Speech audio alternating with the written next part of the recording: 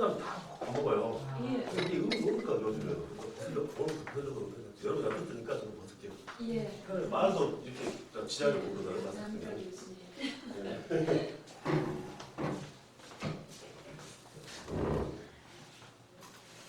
사람이 다 먹고 먹는데 그렇지 않을까? 모르는 사람들은 먹는데 우리 다 아는 사람들끼리 예. 별로 지장이 없을 것 같아요.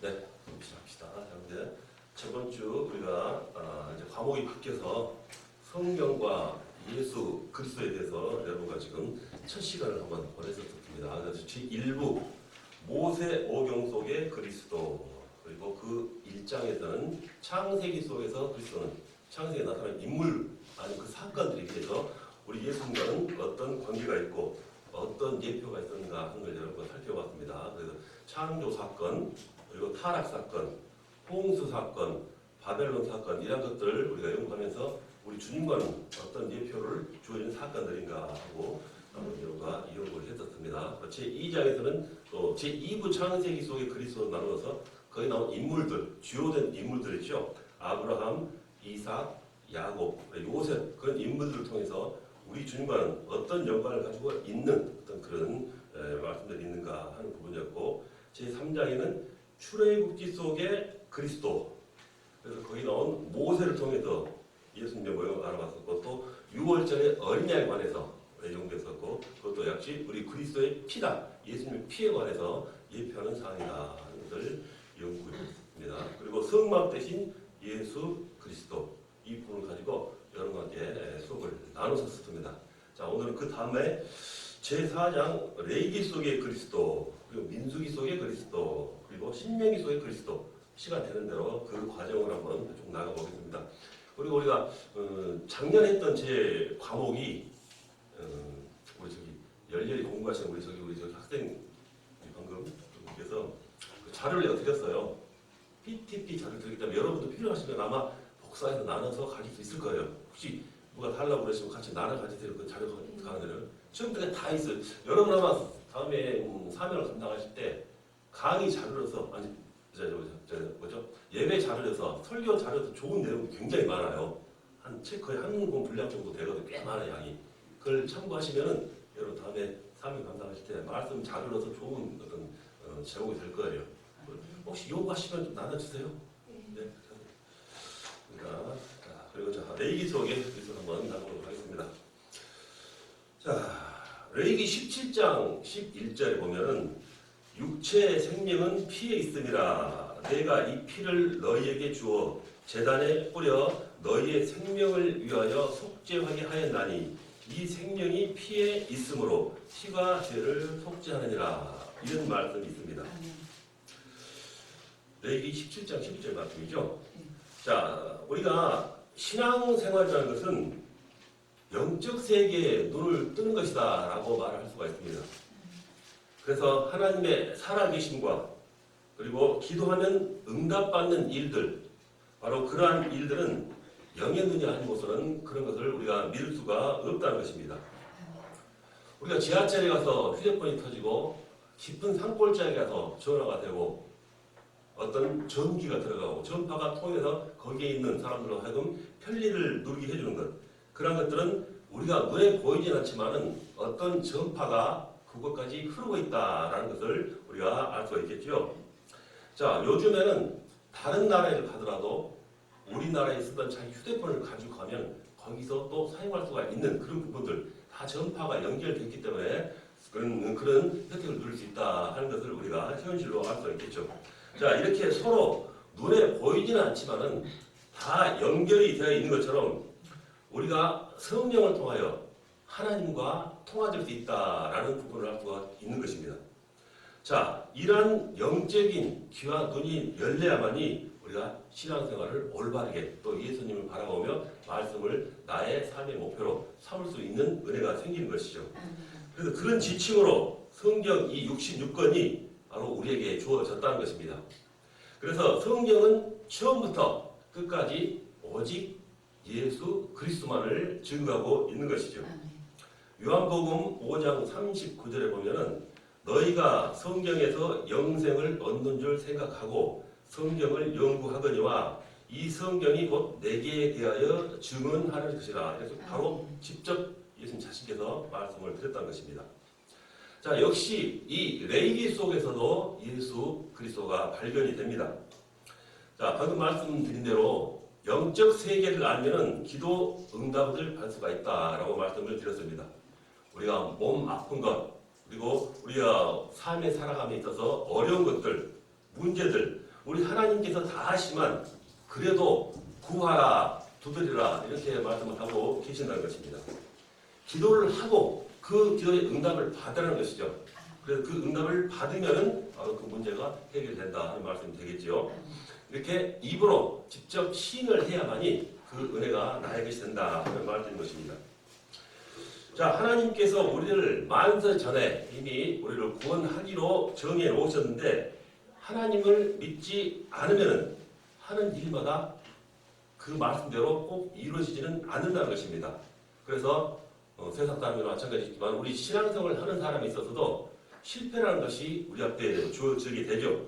그래서 그 실패에 대한 문제, 삶에 있어서 어떤 그런 우리가 꼭 해결해야 할 문제들 이런 것들을 우리가 교회에 나와서 기도를 통해서 응답받음으로 해결받을 수 있다 하는 말인 것입니다. 그래서 이렇게라도 하지 않으면은 하나님을 믿지 않고 또 하나님의 응답을 받음으로써 더 가까워지는 믿음이 생김으로써 하나님께서 우리를 그렇게 인도하고 계신다라는 것입니다. 즉 하나님께서 작업을 하신다 그렇게 말씀을 드릴 수 있겠죠. 그때돼야 이제 사람들께서는 하나님을 만나고 하나님의 어떤 믿음 생활이 자신의 현실이 됨으로써 하나님 앞에 나와서 함께 은혜를 나누는 줄로 믿습니다. 자, 그리스도인들은 기도 응답을 받아야 합니다. 기도하고 응답받고 세상을 바라보는 눈을 길러야 하죠. 자, 세상에서 창세기 3장의 문제가 보여야 한다는 것이죠. 자, 창세기 3장 문제는 뭘까요? 인간이 하나님의 명령을 어기고 뱀의 꾀에 빠져서 죄를 범하게 되는 그런 부분입니다. 즉 죄인인 인간이라는 것이죠. 자, 이렇게 타락하고 실패한 인간은 오직 피의 언약에 의해서만이 해결된다는 것입니다. 그래서 이 피의 언약을 놓치면 타락하고 실패한다는 것이 창세기의 핵심 말씀드려야 하는 것을 우리가 알 수 있겠죠. 자, 하나님께서 왜 아벨의 제사는 받으시고 가인의 제사는 받지 않으셨습니까? 바로 이는 피의 언약을 설명한 부분입니다. 그래서 이것을 모르면 우리가 살아가면서도 주인보다는 오히려 노예 같은 세상의 노예가 되면서 살아가는 그런 삶을 살 수밖에 없게 되죠. 자, 세상 사람들, 심지어 일부 우리 기독교인들조차도 세상의 명예, 어떤 물질, 어떤 쾌락, 재물의 노예가 되어서 그것을 따라가고 있는 것을 우리가 바라볼 수가 있죠. 자, 그것이 없으면 우리 살아갈 수 없다 이렇게 생각하면서 살아가는 사람이 현실적으로 너무 많다는 것입니다. 그래서 우리 모두가 그런 것에서 자유한다라는 것을 우리는 항상 명심해야 하는 것이죠. 자, 출애굽기에서는 어떻게 하면은 노예 생활에 대해서 빠져나오는가에 대한 부분이 우리에게 주로 주된 어떤 그런 역적으로서 우리에게 예시해주고 있는 내용이죠. 근데 그 주제는 피의 언약을 회복하라 하는 말씀입니다. 출애굽기의 주된 내용이 이 말씀에 의해서 이루어지겠다 하는 것이죠. 희생 제물, 양을 잡아서 문설주에 그 양의 피를 바르면 죄를 사함받고 즉 생명으로 나갈 수 있다 하는 그런 의미를 준다는 말씀이 되겠죠. 그래서 피 바른 집만을 주의 사자가 넘어가는 것입니다. 그 피를 바르지 않은 집은 죽음의 사자가 임하는 것이죠. 그래서 결국 그 피의 힘에 힘입어서 애굽을 탈출하게 되고 새로운 세상으로 향한다 하는 것이죠. 즉 말씀하기는 구원을 받는다 하는 것이 되겠죠. 이것이 안 되면은 세상에서 절대로 자유할 수가 없는 것입니다. 그 피의 언약이 없으면은 그대로 애굽에서 죽거나 세상 속에서 쓰러져가는 그런 인간의 모습으로 되는 것입니다. 절대 구원에 이르지 못한다 하는 것을 그 부분에서 우리가 깨달을 수가 있는 것입니다.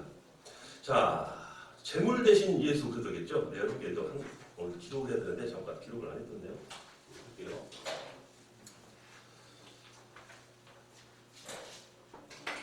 자, 저번 시간에 오늘 시간에 볼게요. 자.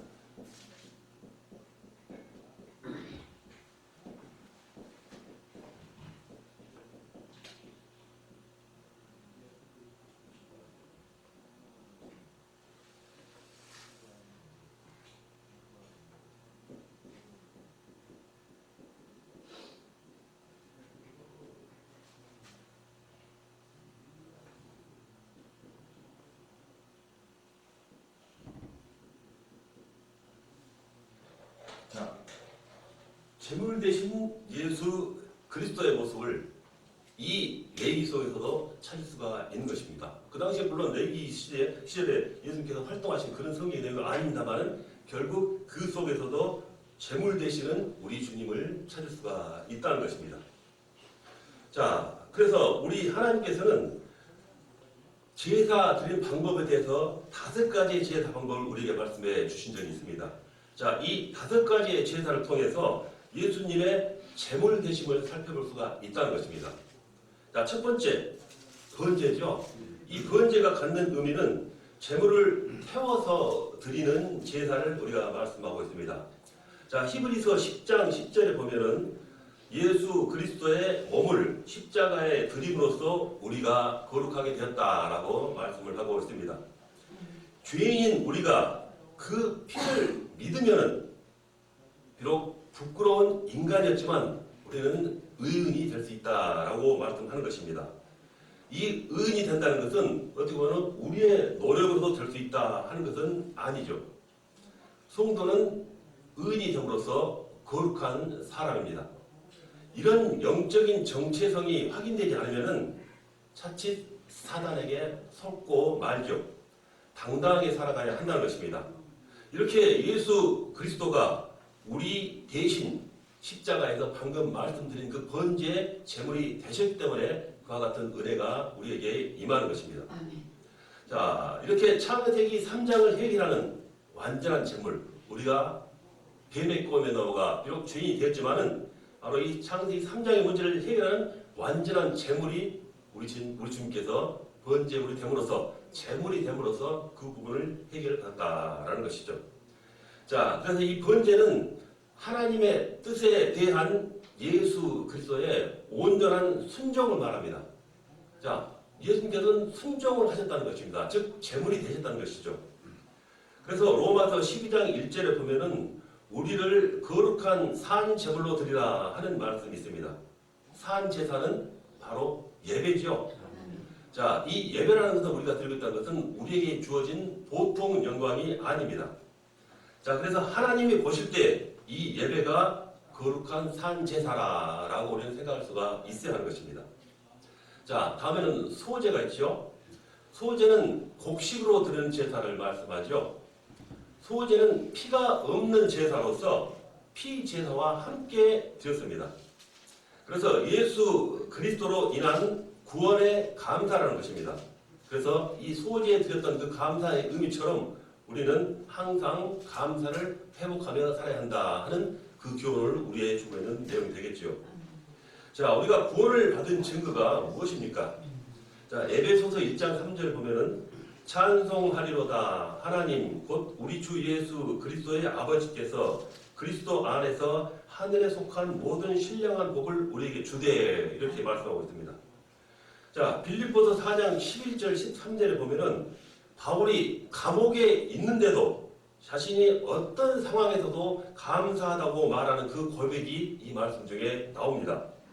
자, 우리가 잘된 것만 감사드린다면 그런 감사는 불신자도 충분히 그런 감사를 하고 삽니다.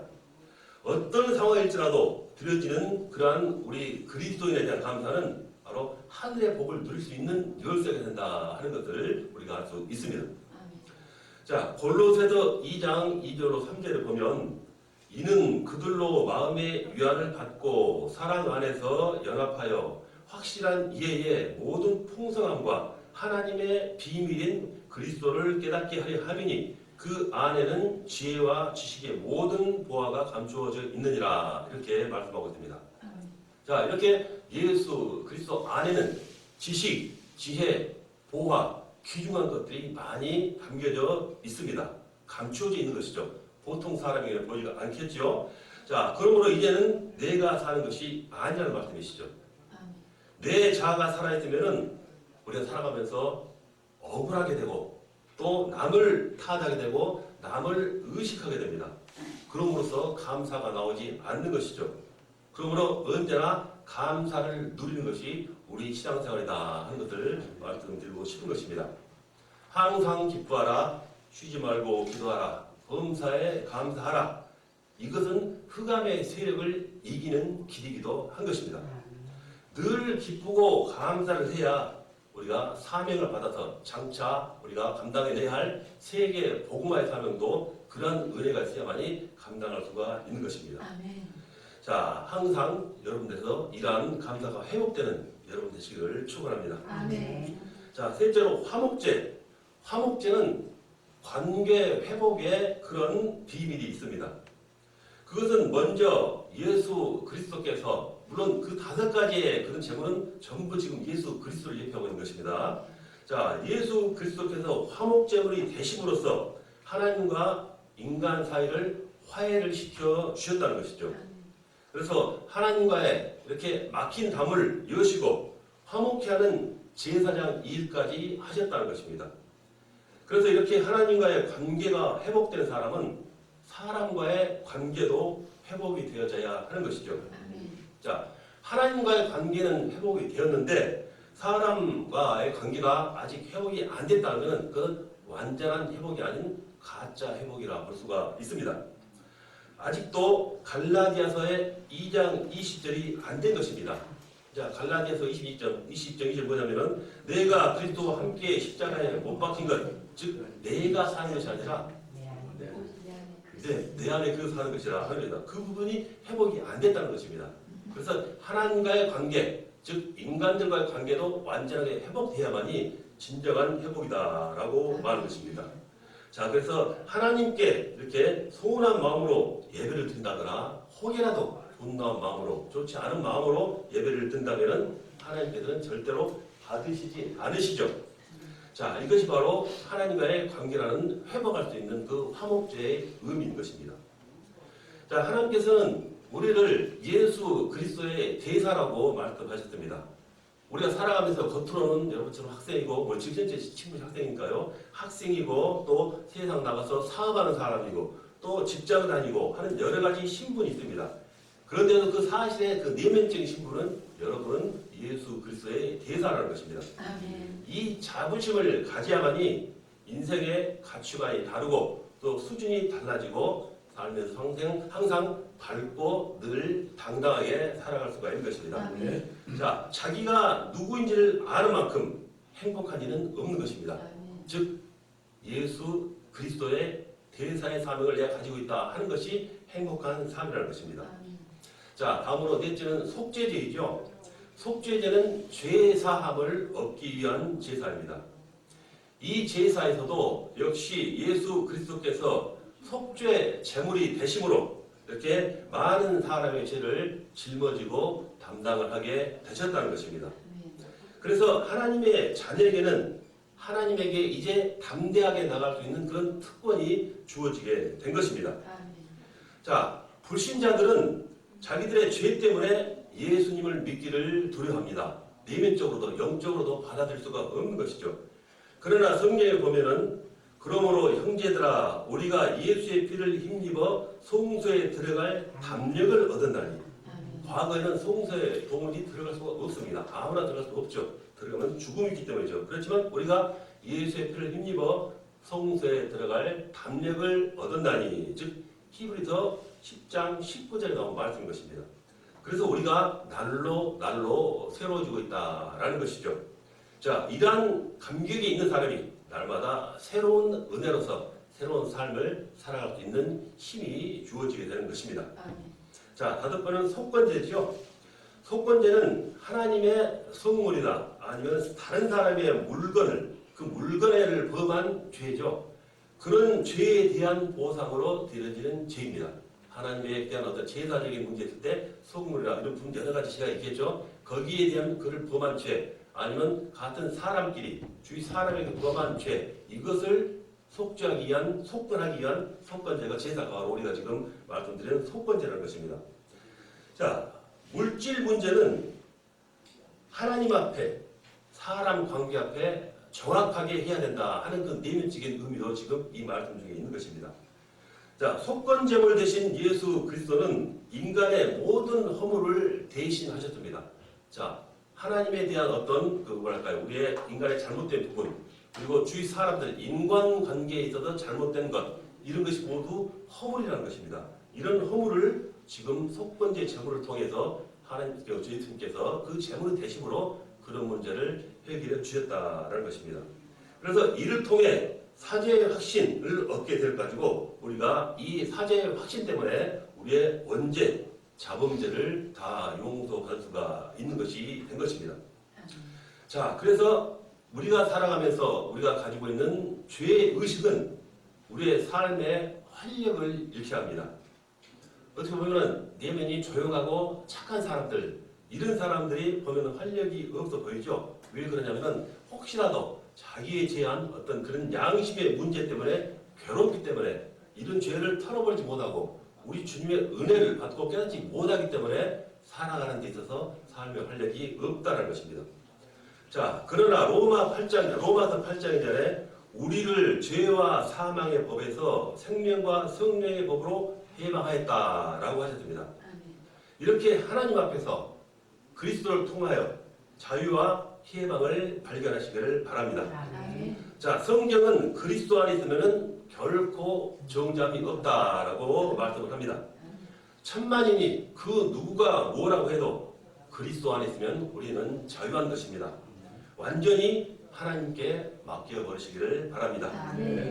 자, 제물 대신 예수 그리스도. 자, 두 번째는 무엇이 되셨을까요? 제사장 대신 예수 그리스도입니다. 그 안에 주어진 제목이 되겠죠. 제물과 제사장은 물론 연관이 있지만은 그 가지고 있는 의미는 부여된 의미는 서로 다르죠. 자, 구약에서 우리가 제사장을 보면은 제사장은 중보자 역할을 했습니다. 무슨 중보자 역할일까요? 그 당시 하나님과 죄짐받은 이스라엘 백성들에 대한 의미가 되겠죠. 하나님의 죄를 대신 고백하고 예배를 드려 주었다는 것입니다. 그래서 이스라엘 민족은 명절이 되어서 성전에 올라가서 제사를 드릴 때 그 제사를 드리기 위한 동물이나 제물을 가지고 나갔습니다. 그러나 우리는 지금 우리의 영원한 중보자시며 큰 대제사장 예수 그리스도가 계십니다. 그렇기 때문에 우리는 그런 문제에서 지금 다 주님의 은혜 때문에 해결을 받으며 살아가고 있다 하는 것을 우리가 깨달을 수 있어야겠죠. 자, 히브리서 4장 14절 그러므로 우리에게 큰 대제사장이 계시니 승천하시니 곧 하나님의 아들 예수시라 우리가 믿는 도리를 굳게 잡을지어다.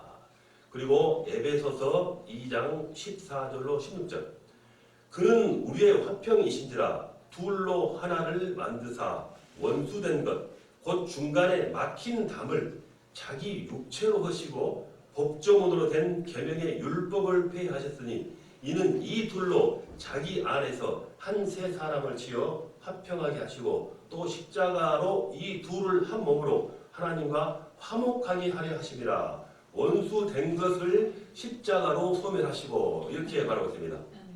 자, 이렇게 예수 그리스도의 피는 우리를 죄에서 구속을 해 주셨습니다. 왕 같은 제사장 된 우리 성도들 또 우리들은 이렇게 그리스도를 통해서 바로 하나님께 예배하고 용서를 받을 수가 있는 것입니다. 자, 히브리서 4장 16절에 보면은 그러므로 우리는 긍휼하심을 받고 때를 따라 돕는 은혜를 얻기 위하여 은혜의 보좌 앞에 담대히 나아갈 것이라 이렇게 말합니다. 바로 이것이 교회이죠. 하나님 앞에 나오기만 하면은 우리는 은혜를 받습니다. 그러므로 선택함을 받은 우리는 자, 그 선택받은 우리는 우리가 그 예수 그리스도의 그런 책임을 질 수 있는 그 예수 그리스도의 아름다운 덕을 전하는 그런 책임을 우리는 질 수 있어야 한다는 것입니다. 즉 우리가 사명을 감당하면서 이 세상을 향하여 복음을 부르짖을 수 있어야 한다라는 말씀이 되겠죠. 우리만 은혜를 받아서는 될 일이 아닙니다. 적극적으로 우리가 나아가 전파하는 것이 우리가 할 일입니다. 그래서 그리스도의 진정한 삶은 그리스도인의 진정한 삶은 우리가 하나님 앞에 온전히 예배를 드리는 것입니다. 그래서 앞에서 모든 말했던 제사, 이와 같은 제사들이 다 하나님의 드리는 예배라는 것입니다. 자, 우리가 이렇게 온전한 예배를 드릴 때 이 제사들이 갖고 있는 의미가 우리에게 직접적으로 다 성취가 될 수 있는 것이죠. 그러므로 예배 드릴 때는 우리가 진정으로 드려야 합니다. 차칫 그렇지 않으면은 우리는 사단한테 다 뺏기고 빈손으로 돌아가는 어떤 그런 의미의 일들이 우리에게 주어지고 말겠죠. 이렇게 그리스도인은 항상 이렇게 온전한 마음을 가지고 하나님을 바라봄으로써 굳건한 신앙을 가지고 삶으로써 그 삶이 우리의 특권이 되어서 우리의 삶에 하나님의 어떤 보호하심과 도우심을 받으면서 살아갈 수 있는 은혜가 주어지게 된다는 것입니다. 자, 우리가 드려지는 예배는 두 가지의 어떤 그 모습으로 바라볼 수가 있습니다. 하나는 교회 예배로서 예수 그리스도를 집중적으로 바라보는 예배입니다. 자, 그리고 또 하나는 생활 예배로서 예수 그리스도를 드러내는 것입니다. 자, 교회 예배는 언약을 붙잡는 것이고 생활 예배는 언약을 선포하는 것입니다. 즉 복음을 전한다는 것이 되겠죠. 이렇게 그리스도인의 특권인 예배에 성공하여서 당당한 신앙 생활을 해나가시는 저와 여러분 되시기를 축원합니다. 자, 이렇게 제4장 레이인 속에 그리스도를 마치고 제5장으로 이어가도록 하겠습니다. 제5장은 당연히 민수기 속의 예수 그리스도가 되겠죠.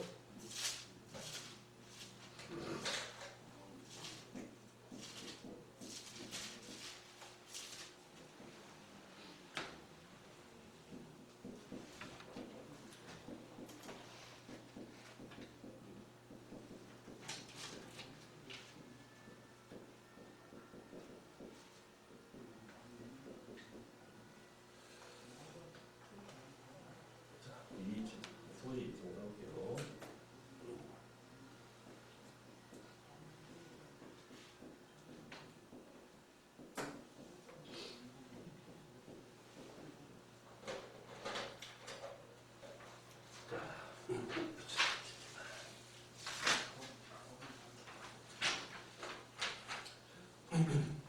자, 제5장 민수기 속의 그리스도입니다. 자, 민수기 속에서는 우리 그리스도 주 예수님께서 어떤 모습으로 나온 내용에 포함되면서 장차 오실 주님을 예표하고 있는가 하는 내용이 되겠죠. 자, 민수기 21장 4절로 9절입니다. 제가 한번 읽어보겠습니다. 백성이 호르산에서 출발하여 홍해 길을 따라 에돔 땅을 우회하려 하였다가 길로 말미암아 백성의 마음이 상하니라.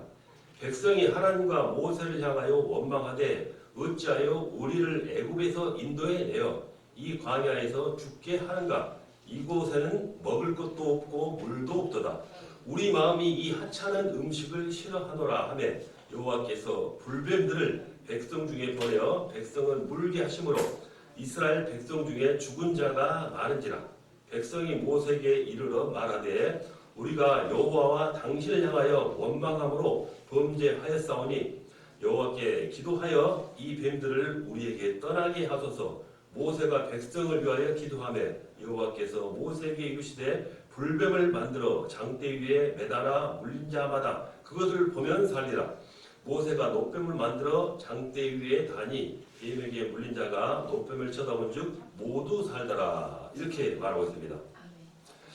자, 요즘은 은혜 받을 때라 이렇게 말들을 하지요. 우리는 말씀을 지식으로만 듣지 말고 하나님의 음성으로도 들을 수 있어야 합니다. 말씀을 들으면은 우리가 말씀을 들으면서 내게 주신 그 말씀을 우리가 삶에 직접 적용할 수가 있어야 한다는 것이죠. 나에게 주시는 말씀을 잡지 못한 사람은 변화가 그만큼 없다는 것이죠. 그런 사람은 은혜를 받지 못한 사람이라고 우리가 말을 할 수가 있습니다. 하나님은 우리 개개인에게 일일이 하나하나 다 관심이 있으신 분이십니다. 개인에게 말씀을 하시려고 여러 예배에 저와 여러분을 부르시는 것입니다. 사람의 말로 들으면 소용이 없고 오직 하나님의 말씀으로 드려야 한다라는 것이죠. 자, 이렇게 민수기는 이스라엘의 백성의 수를 센 기록이죠. 이게 바로 민수기의 뜻입니다. 그래서 그 구성을 보면은 첫째, 출애굽 1세대들의 불신앙, 방금 읽은 본문 말씀에 조금 나왔었죠. 그리고 둘째는 그에 따른 광야 생활, 그 셋째는 출애굽 2세대의 가나안 땅 정복 준비. 이게 바로 민수기의 내용의 구분으로 볼 수가 있습니다. 자, 이스라엘 백성들이 광야 생활을 하게 된 이유는 출애굽 1세대들의 바로 불신앙 때문이라고 볼 수가 있습니다. 우리가 보면은 나이 많은 사람들은 좀 고집이 세다고 그러죠. 뭐 나이가 들어서 뭐랄까 자양식이 강해진다는 그런 말들을 하기 때문에 그런 말들을 하게 되겠죠. 자, 그래서 이 이스라엘 백성들도 마찬가지였지 않나 싶은 그런 말씀을 드린 것입니다. 살아가면서 나이가 들고 노인된 그런 백성들이 많아지니까 혹시 그런 불신앙에 쌀이 되지 않았냐 하는 그런 생각을 해볼 수 있는 것이죠. 자, 그래서 자기 나름대로 주장이 세고 생각이 굳어져서 말씀에 변화가 없다는 것입니다. 말씀에 인해서 변화가 잘 안 된다는 것이죠. 그래서 자기 나름대로의 주장이 세고 생각이 굳어져서 말씀으로 변화가 잘 안 됩니다. 그래서 말씀을 듣는다고 해도 잘 변화가 더뎌진 것이죠. 말로는 우리가 예수 그리스도가 우리의 모든 해결자이다, 모든 해결을 주신 분이다라고도 하지만 실제 자기 생각이 먼저 앞서 있기 때문에 그런 은혜를 좀 멀리하게 되는 경우가 있다라는 거 지금 이스라엘 백성들을 이렇게 띄어서 얘기하고 있는 것입니다. 자, 사실 말은 자기들의 삶에 직접 말씀에 적용을 시켜 쉽사리 변화되지 않는 것입니다. 자, 그래서 이스라엘 백성들은 그 전에 12명의 정탐꾼을 보내가지고 40일 동안 가나안을 정탐하게 했다라는 것을 아마 여러분도 잘 알고 계실 것입니다. 그러나 그 중에 10명은 불신앙의 보고를 전했습니다. 육신적으로만 그런 모든 문제를 바라보고 이렇게 보았기 때문에 그 가나안 땅을 어마어마하게 바라보고 두려움과 공포를 느꼈다는 것입니다. 그러나 여호수아와 갈렙만은 하나님이 우리와 함께 하시면은 저들은 우리 발이다 라는 그런 믿음의 고백을 했고 나머지 10명은 애굽으로 돌아가자라고 했다는 것입니다. 하나님께서는 우리의 말 한마디 한마디 심지어 우리의 생각까지도 다 들여다보고 계십니다. 그것을 통해서 우리에게 복을 주기도 하고 벌을 주시기도 하고 그에 따라서 우리에게 훈련시켜 나가고 있다는 것입니다. 하나님의 자녀에게는 우연이라는 것은 없습니다. 그래서 사건이나 문제를 나에게 주어진 모든 그런 것들을 육적인 시각으로 바라보면 안 된다는 것입니다. 그것은 신앙이 없는 일반 사람이나 신앙이 약한 사람들이 그런 생각을 하는 말입니다. 모든 것을 하나님의 말씀에 비대어 영적으로 바라볼 수 있어야 한다는 것이죠. 영적인 시각을 가지고 영적으로 해석을 해야 됩니다. 원망과 불평은 불신앙의 표현입니다. 불평하고 원망하는 사람들은 절대로 하나님께서 쓰지 않습니다. 지금 이 말씀처럼 그 정탐꾼들에서 바로 나뉘어지는 그런 글들을 우리가 교훈받고 있다는 것입니다. 자, 불신앙의 시각을 가진 사람들은 다시 지금 애굽으로 돌아가자고 했습니다. 애굽에서 하나님이 10가지 재앙으로 기적적으로 그들을 구출하고 회방시켜 놓았더니 다시 돌아가자는 것입니다. 불평하고 원망하고 후회하기 시작하고 있다는 것입니다. 자, 우리도 살아가면서 신앙생활 하면서도 누구든지 불평, 불만을 할 수 있겠죠. 그래서 어떤 이유든 간에도 우리도 역시 이들 모습처럼 불평, 불만하지 말고 원망하지 말고 후회하지 말아야 한다는 것을 이 글을 통해서 우리는 교훈을 받을 수 있어야 하는 것입니다. 자, 원망, 불평, 그리고 시기, 질투, 이런 원한은 전부 사단에게 밟힌 흔적이요 사단의 속임수에 넘어갔다라는 것입니다. 그러나 불평, 원망의 반대는 뭘까요? 바로 감사입니다. 감사할 때 기적이 일어나는 것입니다. 그래서 은혜를 받으면은 찬양하고 싶고 기도하고 싶고 그리고 교회에 가고 싶고 거기에 따라서 항상 주님과 함께하는 그런 마음이 우러난다는 것입니다. 그래서 불신앙과 불평의 결과는 하나님의 진노뿐이라는 것입니다. 그래서 결국 이 원망 불평했던 그러한 세대는 결국 하나님의 은혜를 받지 못하고 가나안 땅을 건너가지 못하는 그런 어떤 저주를 받은 것이 되겠죠. 자, 정탐꾼 10명은 40일 동안 전혀 영적으로 보지 못하고 돌아왔기 때문에 방금 말씀드린 대로 40년의 광야 생활을 하게 됩니다. 결과적으로 여호수아와 갈렙만이 그리고 그 이후 세대 빼고 1세대는 모두 광야에서 죽고 말지요. 그리고 그 2세대 그 후 세대가 가나안 땅에 이르러 이렇게 그를 정복할 준비를 해 나가게 되는 것이죠. 자, 이렇게 이스라엘 백성이 40년 동안 광야 생활을 하게 된 또 다른 이유 하나는 그들의 체질을 바꾸기 위함이었다라고도 볼 수 있습니다. 무슨 체질일까요? 자, 율법 체질에서 복음 체질로 바꿔라 하는 그런 어떤 그 의미가 있다는 것입니다. 불평, 원망하는 것은 율법입니다. 잘했다, 못했다, 맞다, 틀리다 이런 것은 율법이죠. 자존심도 율법 체질입니다.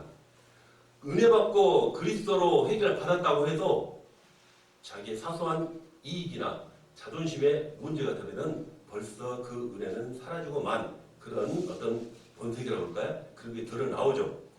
자기 소유를 뺏어버리면 바로 하나님까지도 원망을 하고 있는 지금 백성들의 모습인 것입니다.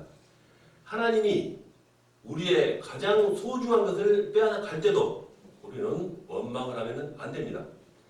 빼앗아 가시니 감사합니다 라고 고백하는 사람은 어떻게 보면 못 말린 사람이겠죠. 자, 그래도 그리 아니하실지라도 저는 하나님을 원망하지 않겠습니다 라고 고백하는 사람이 진정으로 믿음의 사람입니다. 아멘. 율법 체질 그리고 이렇게 자존심이 세인 사람들은 신앙생활에 일관성이 없어 보일 수가 있습니다. 신앙생활을 전혀 평안하지 않고 뭐랄까요? 만족감이 없는 그런 내적 갈등의 어떤 삶을 살아가는 것이죠. 자, 쓸데없는 자존심은 모두 아까 말씀드린 갈라디아서 2장 20절에 어떤 그런 내용의 말씀으로 그 은혜로 말미암아 우리는 버려야 한다는 것이죠. 율법 체질은 수시로 창세기 3장 그 범죄 사건으로 들어가서 허우적거립니다. 그러니 새로운 성장이 발전되지 않은 것입니다. 율법에 얽매여 있으니 복음으로 건너오지 못하니 발전이 없고 이렇게 제자리에 머물러 있는 것이 되겠죠. 자, 복음을 위해서 우리 모두 이런 것들을 버리는 저와 여러분 되시기를 축원합니다. 네. 자, 지금 구름 기둥과 불 기둥을 내가 지금 수호지 대목을 써놨습니다. 자, 이렇게 광야 생활 중 일어나는 몇 가지 현상들이 있었죠. 그 중에 하나가 지금 구름 기둥과 불 기둥에 대한 내용입니다. 자, 이렇게 이스라엘 백성들을 광야에서 인도한 불기둥은 성령의 내심을, 성령님의 내지함을 예표하고 있는 내용입니다. 자, 이스라엘 백성들이 광야 생활을 하는 동안 칠흑같이 어둡고 추운 밤에 불같은 모양이 그들의 성막 위에 임재해서 그들을 보호했습니다. 낮에는 구름 기둥으로 이제 이스라엘 백성들을 인도함을 받게 했죠. 자, 이것은 무엇을 말할까요? 우리가 예수님을 나의 구주로 영접하는 순간 성령께서는 우리에게 임합니다. 불기둥과 구름기둥이 이스라엘을 보호했듯이 우리가 인생을 살아갈 동안 성령님께서 임재하셔가지고 이렇게 우리가 항상 동행해 주신다라는 말씀의 의미와 동일한 것입니다. 우리는 이것을 믿어야 합니다. 우리가 잘하든 못하든 수준과 상관없이 하나님의 자녀이기 때문에 성령님께서 늘 인도하신다라는 것입니다. 그래서 우리 삶에서 직접 그런 내용이 은혜로 다가와서 느껴져야 하는 것이죠. 자, 예수님의 영접이 우리는 인생의 최고의 복임을 알아야 합니다. 자, 구름기둥과 불기둥처럼 성령님께서 내게 임재해주고 계시는구나, 나를 지키고 계시는구나 하는 것을 느끼면서 살아가야 한다는 것이죠. 아멘. 자, 이렇게 우리가 살아가면서도 이 신앙생활 중에서도 항상 성공과 실패가 있다는 것을 알아야 합니다. 자, 우리가 성경 말씀에도 이스라엘 백성들의 그 속성만 봐도 성공과 실패를 우리가 잘 알아보고 있다는 것입니다. 자, 성공과 실패는 성령님의 임재와 인도하심을 내가 인식하고 있는 것인가, 못하고 있는 것인가, 이것이 바로 성공과 실패의 잣대로 우리가 삼을 수 있는 것입니다. 주의 성령이 내 안에 계시고 인도하시니 늘 평안하고 두려움이 없습니다 하는 것이죠. 그런 영접의 의미가 우리에게 굉장히 중요합니다. 이 말씀은 뭘까요? 주님을 나의 주인으로 모신다 하는 의미입니다. 자, 우리가 예수님을 믿으면서도 실패하는 경우가 있습니다. 자, 왜 실패할까요? 실제 삶 속에서 주님이 주인이 아니라 손님이시기 때문에 그렇습니다. 자, 믿기는 믿는데 주님이 손님이에요, 손님. 주님이 주인이 아니라. 그래서 늘 모자라고 이렇게 부족한 어떤 삶의 모습이 드러나게 된다는 것이 되겠죠. 자, 요한복음 2장 1절로 2절을 보면은 예수님을 손님으로 잔치집에 모셔놓고 있으니 포도주가 모자란 사건이 있었습니다. 그런데 언제 회복이 되었습니까? 예수님을 주인으로 모셨을 때 이제 물이 변하여 포도주가 되었다는 것입니다. 주님을 우리가 주인으로 모셨는가 아니면 그냥 손님으로 두셨는가, 이것만이 바로 신앙생활의 성공과 실패의 차이라는 것입니다.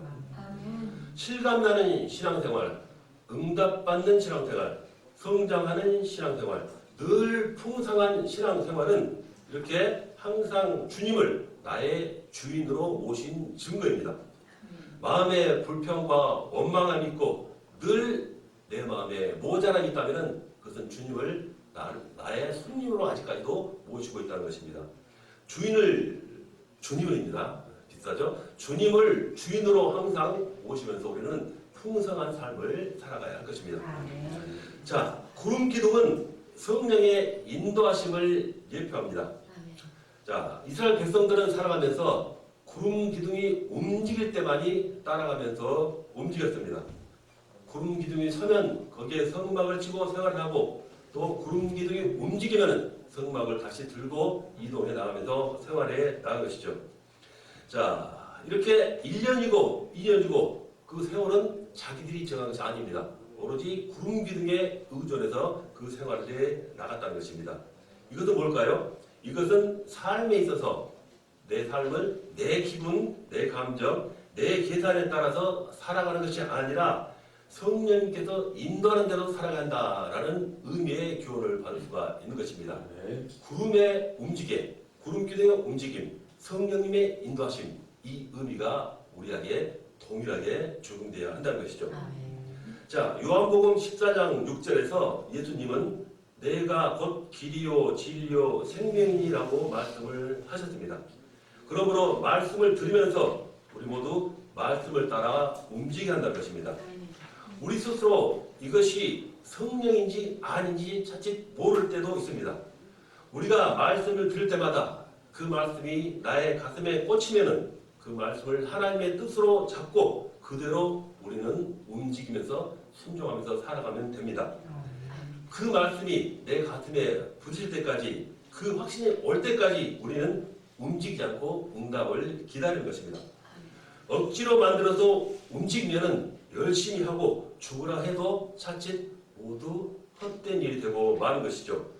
바벨탑을 그렇게 열심히 쌓지만 결국 무너지고 말았다는 것입니다. 자, 굉장히 도움이 될 것 같아도 결국 하나도 도움이 되지 않고 모두 물거품처럼 사라지는 그런 존재들이 되고 만 것이죠. 자, 우리의 생각과 나의 상식으로는 도저히 이해가 안 되어도 그 말씀대로 산다면 우리는 분명히 인도를 받습니다. 뭐든지 내 마음대로 생각하고 계산도로 해놓고 나서 하나님 앞에 응답해달라고 기도하면 곤란하다는 것이 되겠죠. 자, 기도할 때는 말씀을 근거로 내놓거나 바로 주신 말씀을 붙잡으면 됩니다. 우리의 동기, 목적 없이 다만 하나님을 믿기만 하고 그 하나님 말씀을 인도함으로 우리가 따라가기만 하면은 하나님께서는 우리를 올바른 곳으로 인도해 주신 것입니다. 자, 구름 기둥은 성령의 인도하심이라고 말씀드렸습니다. 자, 불 기둥은 우리를 보호하심을 예표합니다. 광야는 어두움, 위험 그 자체이죠. 척박하고 낮에는 덥고 밤에는 춥고 독을 가진 그런 동물도 많고 해를 끼치는 어떤 그런 열악한 환경이 광야라고 말씀드리죠. 자, 그런 생활을 우리 주님께서는 이 불기둥으로 지금 보호하고 계신다는 것입니다. 이것이 바로 하나님께서 우리에게 주신 그 자녀됨의 특권을 우리에게 그 불기둥과 같은 그런 은혜를 주심으로써 우리를 보호하고 계신 것이죠. 자, 생명의 빛, 바로 예수 그리스도가 계시기 때문에 그 이스라엘 백성들이 불기둥의 인도함과 보호를 받은 것처럼 우리도 지금을 살아가면서 그 보호받는 은혜를 주님으로 인하여 느끼고 있는 것입니다. 자, 요한복음 8장 12절에 예수께서 또 말씀하여 이르시되 나는 세상의 빛이니 나를 따르는 자는 어둠에 다니지 아니하고 생명의 빛을 얻으리라 이렇게 말씀합니다. 아멘. 자, 우리가 그리스도의 이름을 부르는 순간에 우리 속에는 모든 흑암이 물러가고 성령의 비침에서 우리 마음이 밝아지게 된다는 것입니다. 아멘. 자, 좋습니다. 시간이 됐으므로 이 다음은 다음 시간에 연결하도록 하겠습니다. 잠시 쉬겠습니다.